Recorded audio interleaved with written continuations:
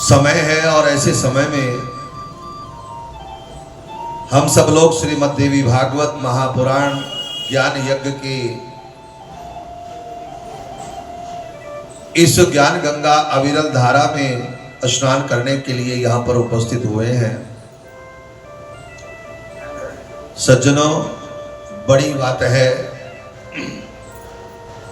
पहले तो कथा में आना बड़ा मुश्किल है, बहुत दुर्लभ है, बहुत ही दुष्कर कार्य है कथा में आना। और अगर किसी के कहने सुनने से आ भी गए तो कथा में बैठना बड़ा मुश्किल है। ये मन बड़ा चंचल है, कहता रहता है चलूं उठूं, अब तो काम हो गया, अब तो माला पहना दी, अब तो जाने का नंबर, चलूं वो काम रह गया, वो करना है, ये करना है। और ये मन बार बार हमें बेचैन करे रखता है, ये अच्छी जगह बैठने नहीं देता। जहाँ कल्याण के विचार हो, जहाँ उद्धार की बात होती हो, जहाँ भगवत प्राप्ति की बात होती हो, जहाँ भजन चिंतन की बात होती हो, जहाँ अपने जीवन का कल्याण करने का विषय होता हो, ऐसी जगह ये मन हमें ठहरने नहीं देता। अभी किसी की बुराई हो रही हो तो वहाँ ऐसा ठहरेगा मन कि वहाँ से हटने को मन नहीं करेगा। और सुन लूँ और सुन लूँ, क्या किया उसने। लेकिन अच्छी जगह, अच्छे विचार और जहाँ भगवत चर्चा हो रही हो, और सबसे मुश्किल कार्य तो यही है, कलयुग के मनुष्य को कहो कि पहाड़ों को तोड़ दे, तोड़ देगा। उसको कहो कि सुरंग बना दो, सुरंग बना देगा। कलयुग के मनुष्य को कहो कि भाई आकाश के तारे गिन करके बता दो, तो शायद कैलकुलेट करके बता दे, मैथ अच्छा हो।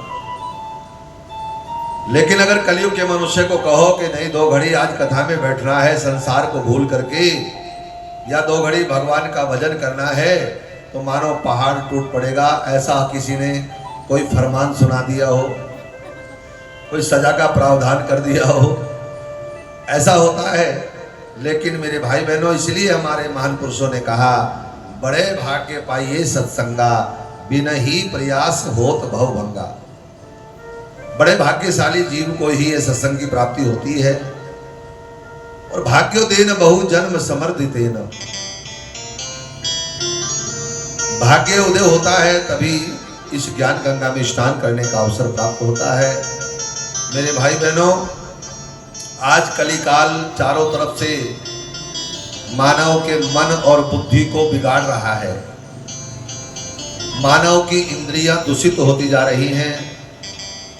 ऐसे समय में इन मन और इंद्रियों का शुद्धिकरण करने का एक ही उपाय है, वह सत्संग रूपी साबुन से जो मन का मैल धुलाएगा, निर्मल मन के शीशे में वो राम के दर्शन पाएगा।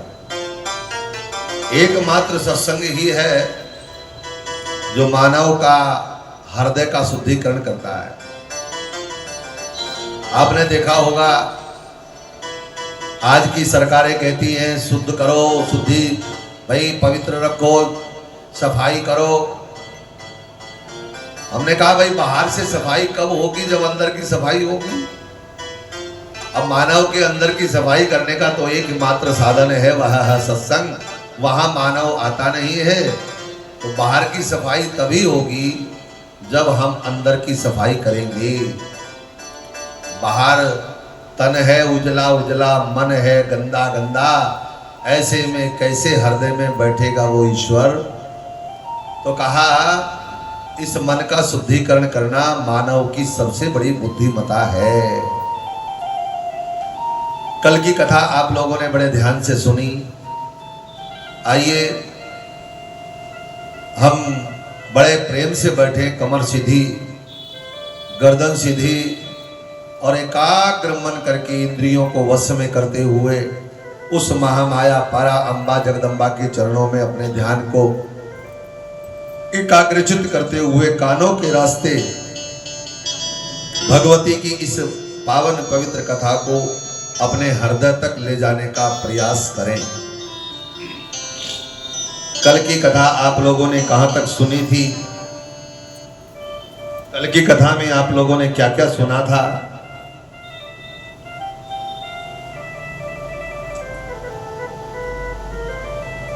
आपने बहुत चिंतन किया होगा और निश्चित मुझे विश्वास है कि अपने जीवन में उतारा होगा। और सबसे बड़ी बात कल की कथा में आप लोगों ने सुनी कि मनयो मनुष्याणाम कारण बंधन मोक्षयो। दो ही बातें हैं कि यह मन अगर संसार में लग गया तो बंधन में डाल देगा, और यही मन अगर ईश्वर भक्ति में लग गया तो भवसागर से पार कर देगा। अच्छा, सारा रिमोट कंट्रोल किसके हाथ में है? बोलो, आपके मन के हाथ में है। ओ बहना, सारा रिमोट कंट्रोल जब हमारे हाथ में रिमोट होता है ना, हम जो जो चाहें वो चैनल चला लें। ऐसे ही भवसागर से पार होना या संसार के बंधनों में बंधने का रिमोट कंट्रोल आपका मन है। यदि ये मन भगवत शरणागति में लग गया तो भवसागर से तार देगा, और ये मन अगर संसार में लगा रहा तो बंधनों में डाल देगा। श्रीमद् भागवत के द्वितीय स्कंद में मत्स्य गंधा की कथा आती है। मत्स्य गंधा ही सत्यवती कहलाई। देखो, हमारे पुराणों के कुछ प्रसंग ऐसे हैं, यदि उनको सात्विक सकारात्मक दृष्टि रख करके सुना जाएगा तभी उनको हम समझ पाएंगे। नकारात्मकता को त्याग करके सकारात्मक दृष्टि से प्रसंगों को सुनेंगे तो समझ में आ जाएगा। मत्स्य गंधा ही सत्यवती कहलाई। ध्यान देना, एक बात बड़े ध्यान देने की है, बहुत गंभीरता से एक बात सुनने की है, और उसमें बुरा ना मानो कि शास्त्रों की और गुरु की, महान पुरुषों की जो आज्ञा है ना, वही सच्चा धर्म है। महाजनाय गता स पंथा, महान पुरुषों ने जो आदेश दिया है, महान पुरुषों जिस रास्ते पर चले हैं वही धर्म है। उसी से मन का संतुलन हो सकता है।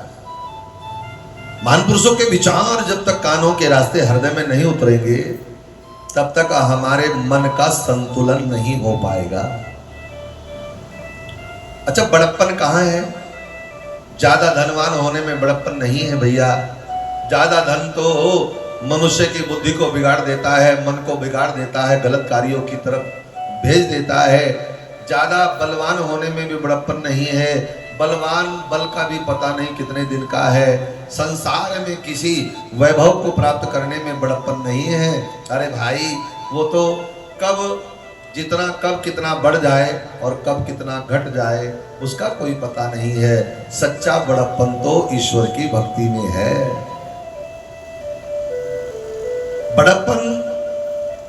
बड़प्पन तो धर्म से ओत-प्रोत मर्यादित जीवन में है। सत्यवती ने कहा, मेरी संतान ही राजा बनेगी, मेरी संतान राजा बनेगी। भीष्म तो पहली पत्नी के हैं, वह वो उसको राजा नहीं बनना, अन्यथा मैं आपका त्याग कर दूंगी। पराशर मुनि जब यद्यपि बहुत विचार करते रहे कि मेरा भीष्म हर प्रकार से योग्य है, वो धनुर्विद्या में भी पूर्ण है, वो बौद्धिकता में भी पूर्ण है, तो भीष्म राजा बने। लेकिन मन ने कहा सत्यवती को मुझे अपनी भार्या बनाना है। तो भीष्म पितामह को पता चला तो उन्होंने प्रतिज्ञा कर ली कि मैं कभी राजा नहीं बनूंगा। सत्यवती ने कहा, मेरी संतान ही राजा बनेगी। जिन्होंने पिता की खुशी के लिए राज्य का त्याग कर दिया हो, ऐसे भीष्म पितामह महान पुरुष कहलाए। पिता की आज्ञा से, पिता की खुशी के लिए अपना अपना राज्य का त्याग कर दिया और बेटा माँ की डोली लेकर के आए। एक कैसा अद्भुत संयोग आ गया, कैसा अद्भुत संयोग आया। महर्षि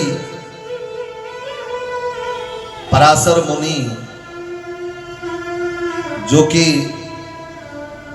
तपोवन हैं, साधक हैं, उपासक हैं और बड़े काम वासना के शिखर को पछाड़ देने वाले मुनि हैं पराशर। पराशर मुनि कोई साधारण मुनि नहीं है। एक दिन पराशर मुनि यमुना के निकट पहुंचे। नाव में बैठ करके पार जाना था। नाविक भोजन कर रहा था तो नाविक ने अपनी पुत्री मत्स्यगंधा से कह दिया, जाओ मुनि आए हैं, उनको जमुना जी से पार कर दो। मत्स्यगंधा नाव लेकर के आई। पराशर मुनि नाव पर सवार हुए और न जाने पराशर मुनि के मन में एक भाव आया कि ये जो मत्स्यगंधा है इससे एक पुत्र का जन्म हो जो सारे संसार का कल्याण करे। और जैसे ये बात मन में आई तो हड़बड़ा गए, घबरा गए पराशर मुनि। मेरे अंदर ऐसे विचार कैसे आ सकते हैं? जानते हो पराशर मुनि कौन है? वीतराग हैं, त्रिकालदर्शी हैं, तपोवन हैं, साधारण नहीं है। और मन में विचार कर रहे हैं, मैं तो पराशर मुनि मन में भी स्वप्न में भी पर नारी का कभी चिंतन नहीं करता। पर न जाने ये इस स्त्री के प्रति ऐसा चिंतन मेरे मन में क्यों आ रहा है। लगता है ये ईश्वर की ही आज्ञा है। देखो ऋषियों के मन में जो विचार आते हैं वो विचार करते हैं कि भाई हो ना हो ये ईश्वर की ही आज्ञा है। और उन्होंने कहा, मत्स्यगंधा से कहा, हे देवी, न जाने क्यों मैं अपने मन को बहुत देर से समझा भी रहा हूँ, इंद्रियों को समझा रहा हूँ, लेकिन मेरे मन में एक विचार आ रहा है कि तेरे गर्भ से एक ऐसा दिव्य बालक जन्म ले जो सारे संसार का कल्याण हो करे और जितने पुराण हैं समस्त पुराणों का ज्ञाता हो। मत्स्यगंधा ने सहमति जताई। गंध उसी समय अपनी मंत्र बल के द्वारा गंध को दूर किया, कोहरे को प्रकट किया। लेकिन मत्स्यगंधा ने कहा, हे मुनि, आपसे एक निवेदन करो। बोले हाँ। हे मुनि, आपके मन में जो कामना आ रही है जरूर कोई ना कोई अच्छी बात है और मैं भी संसार में मेरा जन्म सार्थक हो जाएगा। अगर कोई मेरा पुत्र इतना बड़ा महान ज्ञानी होगा तो मेरा जन्म भी सार्थक हो जाएगा। क्योंकि कहा भी है, कहा तो है हमारे शास्त्रों में, महान पुरुषों ने क्या कहा, जननी जने तो भक्त जन, या दाता या सो, नहीं तो जननी बाज रहे, काम गवावे नो। तूने पुत्र को जन्म दिया है, या तो वो भगवान का अनन्य भक्त हो, या वो दानी हो, या भारत देश की सीमा पर जाकर के भारत देश की लाज बचाए। अगर तीनों कार्यों में पुत्र ने एक भी कार्य नहीं किया तो महान पुरुषों ने कहा, तूने वैसे ही व्यर्थ में नूर गमाया, प्रसव पीड़ा को बेकार में सहन किया। तेरा पुत्र ज्ञानी हो, विद्वान हो, या फिर दानी हो, या देश की रक्षा करे, राष्ट्र की रक्षा करे, राष्ट्र का हित करे, तो फिर तो तेरा मां बनना, बोलो बोलो, सार्थक है। जय माता की। जोर से बोलो, और जोर से बोलो। मत्स्यगंधा ने पराशर मुनि से कहा, हे मुनि, मैं एक निवेदन करती हूं कि मेरी कौमार्यता खंडित न हो, मेरी सुचिता, और अगर आप लोगों के कानों तक आवाज जा रही हो तो मत्स्यगंधा ने कहा, मेरी पवित्रता खंडित न हो, मेरी पवित्रता बनी रहे। मेरी सुचिता बनी रहे, मेरी पावनता बनी रहे। और सच पूछो, बुरा ना मानो तो कहूं, आज समाज में अज्ञानता के कारण सुचिता खंडित होती जा रही है। लिखा है कि मत्स्य गंधा की कौमार्यता, उसकी पावनता, उसकी पवित्रता भी खंडित नहीं हुई। आकाश मार्ग से एक प्रकाश पुंज आया और पराशर मुनि के सम्मुख होता हुआ उस मत्स्य गंधा के पेट को छू करके बालक का रूप में परिवर्तित हो गया। इसलिए उनका नाम पड़ गया वेदव्यास जी भगवान। और ऐसे वेदव्यास जी जो भगवान के अवतार कहे गए हैं, अष्टम अवतार कहे गए हैं वेदव्यास भगवान। वो 24 अवतारों में एक अवतार कहा गया है। और वो उन्होंने आगे चल करके 18 पुराणों की रचना की। वेदव्यास भगवान के कारण सत्यवती का नाम यश फैल गया। एक निवेदन करूं आपसे एक बात बताऊं क्या? अच्छा, द्रौपदी का जन्म कहां से हुआ? अच्छा, लोगों को शंका ऐसा कैसे हो सकता है? द्रौपदी का जन्म जानते हो कहां से हुआ? अग्नि से हुआ। यज्ञ की अग्नि से द्रौपदी का जन्म हुआ। इसलिए भाई इस द्रौपदी ने सोचा था कि मुझे कोई छू नहीं सकता, मेरा जन्म अग्नि से हो गया, मैं तो अग्नि की ज्वाला हूं, मुझे कोई छू नहीं सकता। और बात तो सच है, स्त्री का जन्म तो अग्नि से ही है। इसलिए सोच विचार करके विवाह करना भैया, है बड़े सोच विचार करके। पहले तो कुमारी होती है, उसके विवाह के बाद उसको कहते हैं बेगम, कहीं कुछ धर्म में कहते हैं बेगम। हमने इससे पूछा भाई बेगम क्यों कहते हैं? बोले जी विवाह के बाद सारे गम अपने सारे गम पति के सर मर दे और अपने आप बिना गम के रहे तो वो बेगम है। कहने का तात्पर्य यह है कि स्त्री का जन्म अग्नि से है।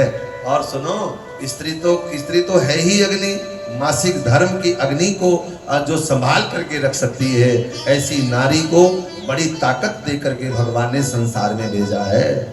बहुत ताकत दे करके भेजा और उसके द्वारा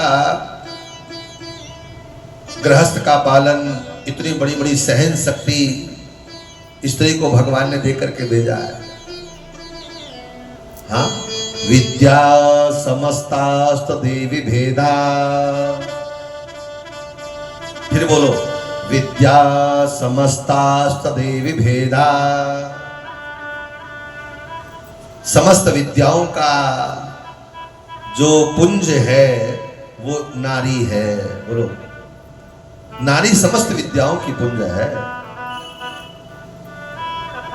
यो वै भूमा तत्सुखम। अच्छा, एक बात पूछूं, आज तक हमारा मन चैन से नहीं बैठ सका, जानते हो क्यों? क्योंकि हम, इसका कारण है